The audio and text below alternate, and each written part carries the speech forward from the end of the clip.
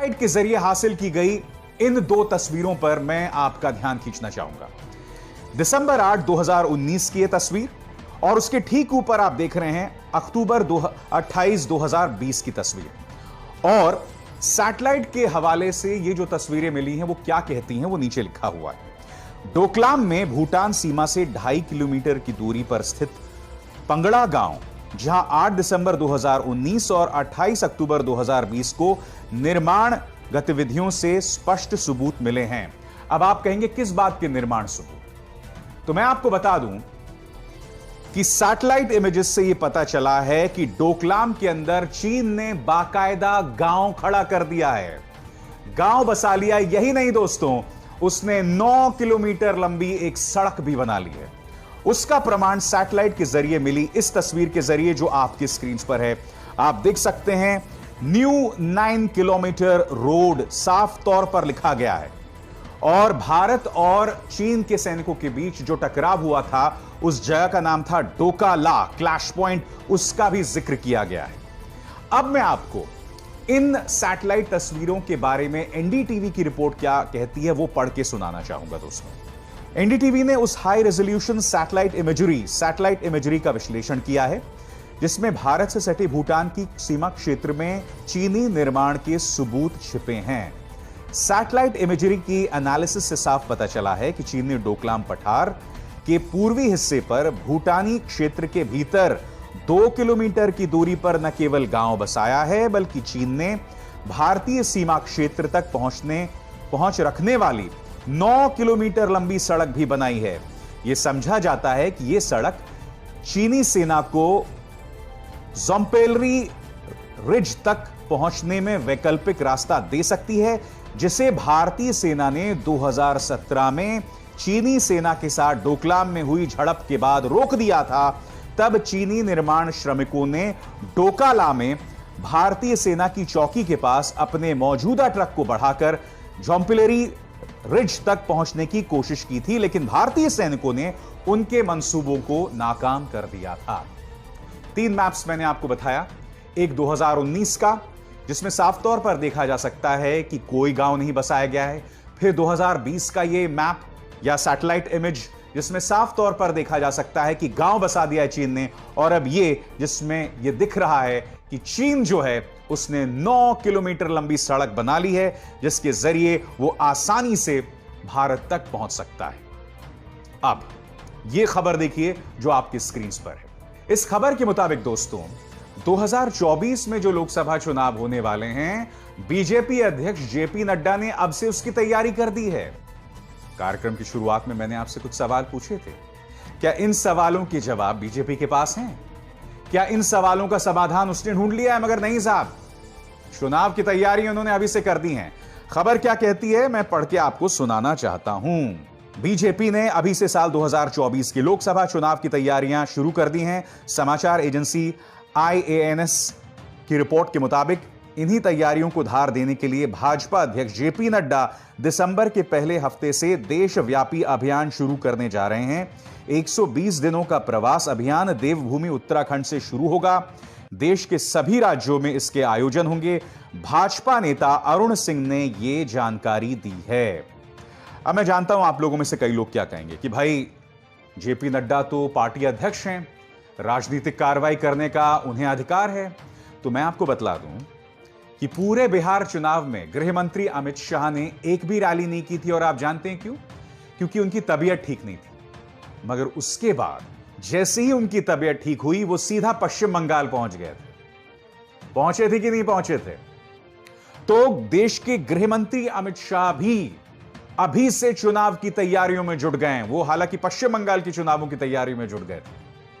इससे पता चलता है कि भारतीय जनता पार्टी की जो चुनावी मशीनरी है ना दोस्तों, वो कितनी आक्रामक है, वो किस तरीके से काम करती है। और यही नहीं, देश की जनता के मन में अपनी जगह को बनाने के लिए जिस तरह के माइंड गेम्स बीजेपी खेलती है ना, वो गजब का है। मैं आपको एक छोटी सी मिसाल देता हूं दोस्तों।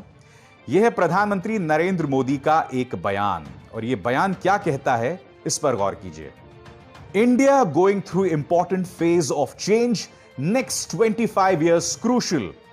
यह बयान इन्होंने कल ही दिया था, जिसमें उन्होंने कहा कि भारत एक बहुत ही महत्वपूर्ण और निर्णायक दौर से गुजर रहा है और अगले 25 साल बहुत अहम होने वाले हैं। यानी कि अगर आप बिटवीन द लाइंस पढ़ें और प्रधानमंत्री के भाव को समझें तो उसके जरिए वो ये बतलाने की कोशिश कर रहे हैं कि अभी जो व्यवस्था चल रही है, अभी जो सरकार चल रही है, उस पर आप अगले 25 साल भी एतबार कीजिए और चीजें जो हैं परिवर्तित होती रहेंगी। भारतीय जनता पार्टी ने बहुत ही खूबसूरती से गोल पोस्ट चेंज करने का काम किया है। जो वादा उन्होंने किया था उससे बहुत ही उन्होंने खूबसूरत ढंग से वादा खिलाफी की है। कैसे? सबसे पहले नारा क्या था? अच्छे दिन आने वाले हैं। फिर अचानक नितिन गडकरी आते हैं, एक इंटरव्यू में कहते हैं कि भाई अच्छे दिन का नारा हमारा नारा थोड़े ना था, ये तो मनमोहन सिंह का नारा था। अरे भैया, उस पार्टी को तुम 50 सीट पे ले आए और अब कह रहे हो कि अच्छे दिन का नारा हमारा नहीं था। और बात यहीं पे नहीं रुकती है दोस्तों। आपको याद है नोटबंदी? प्रधानमंत्री ने हमसे क्या वादा किया था? मुझे सिर्फ 50 दिन दीजिए और 50 दिन ना मिलें तो उसके बाद आप मुझे जहां बुलाइए मैं आ जाऊंगा। वो बयान सुनिए दोस्तों और फिर मैं इस चर्चा को आगे बढ़ाता हूं। मैंने सिर्फ देश से 50 दिन मांगे हैं, 50 दिन, सिर्फ 50 दिन। 30 दिसंबर के बाद मैं आपने जैसा हिंदुस्तान चाहा है वो देने का वादा करता हूं मेरे देश। तो देखा आपने, उस वक्त भी प्रधानमंत्री ने हमें यह वादा किया था कि 50 दिन में नोटबंदी से जुड़ी समस्याएं खत्म हो जाएंगी। मगर नोटबंदी का दंश आज भी हमारे बिजनेस हाउसेस, हमारे छोटे छोटे व्यापारी उसका सामना कर रहे हैं। बात यहां नहीं रुकती है। आपको याद है कोरोना को लेकर प्रधानमंत्री का क्या बयान आया था कि 21 दिन में सारा कुछ समाधान आ जाएगा, हम ठीक कर देंगे सब कुछ 21 दिन में। वो बयान सुनिए। साथियों, याद कीजिए, महाभारत का युद्ध 18 दिन में जीता गया था। आज कोरोना के खिलाफ जो युद्ध पूरा देश लड़ रहा है उसमें 21 दिन लगने वाले हैं। वो दिन है और आज का दिन है। आज की तारीख में अब जबकि मैं आपसे बात कर रहा हूं तो दिल्ली में हालात बद से बदतर हो गए हैं। कल ही 121 लोग मारे गए हैं कोरोना संकट से। मुंबई के अंदर महाराष्ट्र के मुख्यमंत्री उद्धव ठाकरे ने कह दिया है कि अब जो कोरोना की लहर आने वाली है वो सुनामी से कम नहीं है। यानी कि भारत के दो बड़े शहर दिल्ली और मुंबई दोनों में हालात बेकाबू हैं। और हमें क्या वादा किया था? 21 दिन में हालात ठीक हो जाएंगे। मैं आपको क्यों बतलाने की कोशिश कर रहा हूं दोस्तों, भारतीय जनता पार्टी डिलीवर नहीं करती है, गवर्नेंस पर उसका ध्यान नहीं होता है, मगर प्रोपेगेंडा के जरिए वो अपनी सियासत बहुत खूबसूरती से खेलती है। अब आप कहेंगे हर राजनीतिक दल को एक खेलने का अधिकार है। बिल्कुल है, क्यों नहीं है, मगर आप सरकार चला रहे हैं, आपके हाथ में ताकत है, आपके हाथ में सत्ता है। और उससे भी बड़ी बात, आपने लोगों से वादा किया था, उस वादे का क्या हुआ? उस वादे को आप कैसे भूल गए? क्या यह सवाल उठना लाजमी नहीं है? और दूसरी तरफ मुख्य विपक्षी दल कांग्रेस की भी हालत देख लीजिए। इस तस्वीर में देखिए, राहुल गांधी इस वक्त अपनी मां सोनिया गांधी के साथ गोवा पहुंचे हैं। यह बताया जा रहा है कि कांग्रेस अध्यक्ष सोनिया गांधी की तबीयत ठीक नहीं है और अपनी मां के साथ राहुल गांधी गए। देखिए, इस पर मैं कोई टिप्पणी नहीं करूंगा क्योंकि बात मां की आ जाती है और आप जानते हैं यह देश वो देश है जहां मां का दर्जा सबसे ऊपर होता है। और यह देश वो भी देश है जहां लोग अपनी मां को नोटबंदी की लाइन पर लगाकर उस पर सियासत करते हैं या मां के साथ फोटो खिंचवाते हैं। तो मां पर तो मैं टिप्पणी नहीं करूंगा दोस्तों, मगर कांग्रेस के अंदर क्या घमासान चल रहा है यह मैं आपको बतलाना चाहता हूं। आपकी स्क्रीन पर ये गुलाम नबी आजाद, कल इन्होंने एएनआई को इंटरव्यू दिया और क्या कहा आपकी स्क्रीन पर? चुनाव 5 सितारा होटलों से नहीं लड़े जाते। हमारे नेताओं के साथ दिक्कत क्या है, एक बार उन्हें पार्टी की टिकट मिल जाए तब वो 5 सितारा होटल में एक रूम बुक करवा लेते हैं और उसके बाद वो किसी भी ऐसी सड़क का रुख नहीं करते जो कच्ची हो या जहां खराब सड़क हो। हम चुनाव नहीं जीत सकते जब तक हम इस संस्कृति को ना बदलें। और आगे क्या कह रहे हैं गुलाम नबी आजाद, इस पर भी आपकी निगाह होनी चाहिए। वो कहते हैं, हम सबको इस बात की चिंता है कि बिहार और उपचुनावों में हमें हार का सामना करना पड़ा। मैं नेतृत्व को इसका दोष नहीं देता हूं, मगर हमारे लोगों का जमीन से जो कनेक्शन है वो टूट चुका है। हमें अपनी पार्टी से मोहब्बत करनी चाहिए, ये गुलाम नबी आजाद कह रहे हैं। यानी कि एक तरफ भारतीय जनता पार्टी जो है वो चुनाव प्रचार शुरू कर चुकी है और कांग्रेस के अंदर जूतम पैजार चल रही है। मसलन कांग्रेस के एक युवा नेता श्रीनिवास ने गुलाम नबी आजाद का कैसे जवाब दिया आपकी स्क्रीन पर। जिन वरिष्ठ नेताओं को मर्यादा की मिसाल पेश करते हुए संगठन की गरिमा रखना चाहिए, वो ही मर्यादाओं को तार तार करने में लगे हैं। लेकिन शहादतों और समर्पण के बल पर खड़ा हुआ यह संगठन कल भी मजबूत था, आज भी मजबूत है और कल भी मजबूत रहेगा। कांग्रेस पार्टी जिंदाबाद।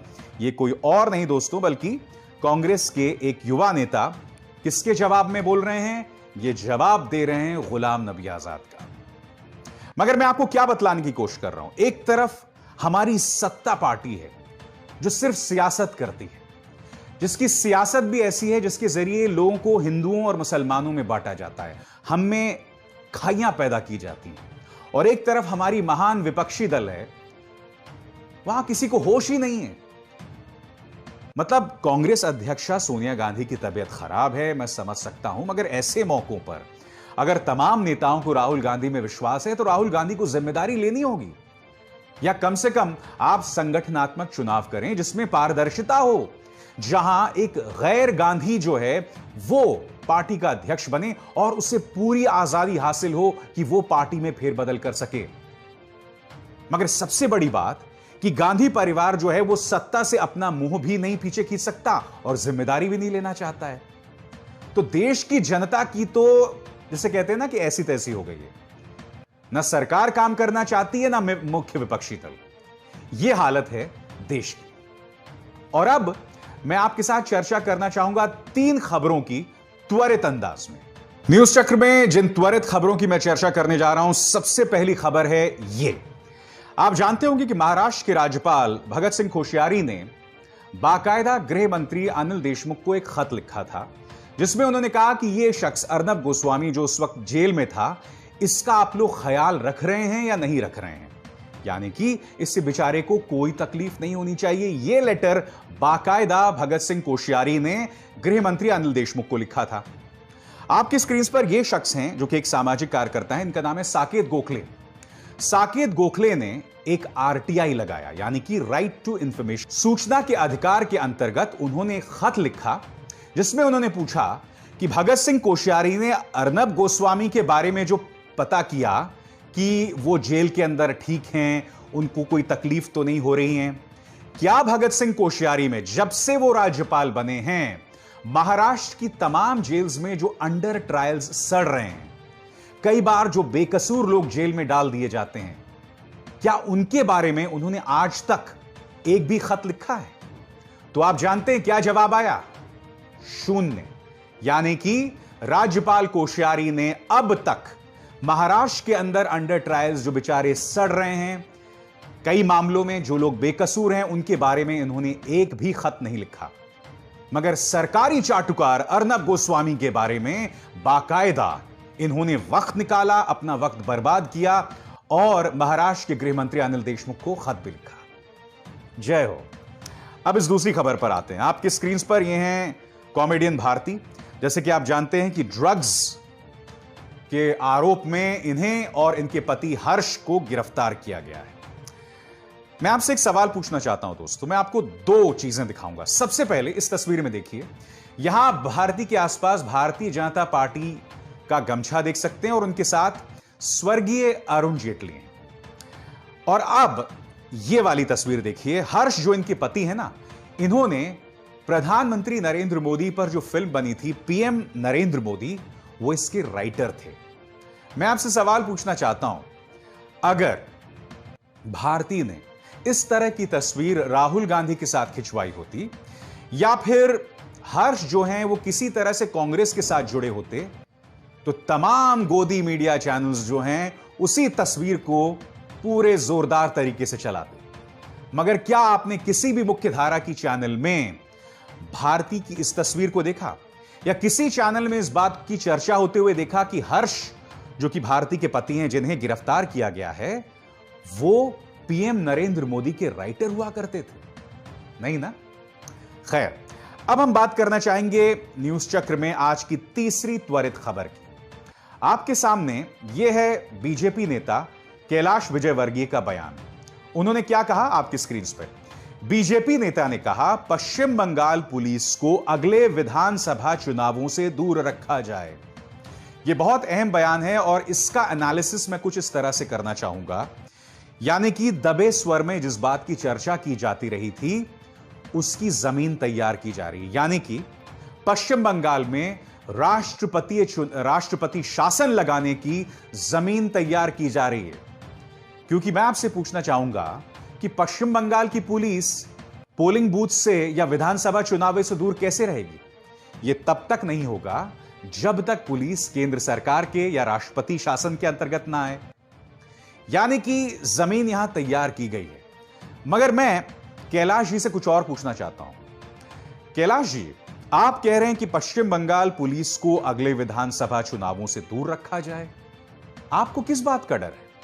क्योंकि जब बिहार के चुनाव हुए थे तो कई स्वतंत्र जानकार और तेजस्वी यादव, आरजेडी के नेता, कांग्रेस के नेता लगातार कह रहे थे कि नीतीश कुमार ने बाकायदा प्रशासन का इस्तेमाल करके कम से कम 5 सीटों के चुनावों के नतीजों पर असर डाला है।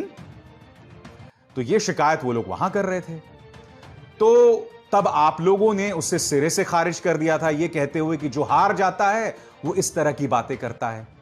तो मैं आपसे कह रहा हूं कि जो तर्क आपने बिहार में लगाया, वो तर्क आप पश्चिम बंगाल में लगाने को तैयार क्यों नहीं हैं? आप पश्चिम बंगाल की पुलिस पर एतबार क्यों नहीं करते हैं?